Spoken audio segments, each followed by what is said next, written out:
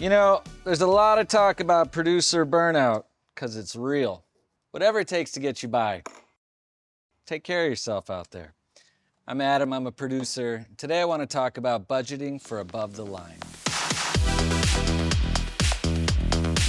Above the line costs are typically your writer, director, producer, and actors. A movie has a value based on what actors are in it. So your stars and your genre and your package are going to go together to tell your sales agent or distributor how much they think this movie's worth on the market. It's not very responsible to spend $3 million on a movie that your sales agents tell you is only going to get you $1 million on the marketplace.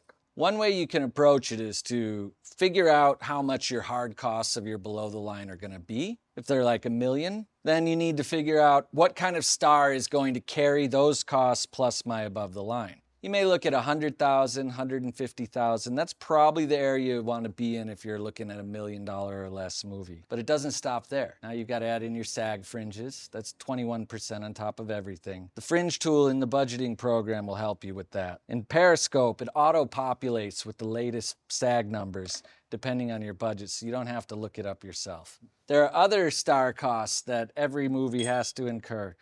Their contract may say something about the type of trailer that they require. If you're budgeting the movie before the contract is signed, you'll want to put aside a little bit of costs for star costs. The other thing you want to make sure you do is pay yourself.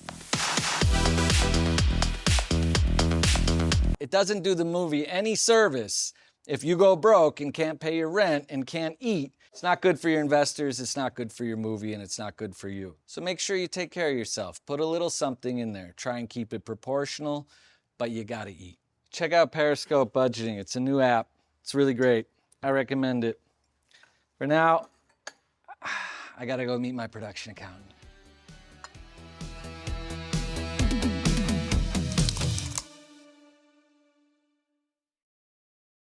And then in addition to that, there are other water. Okay.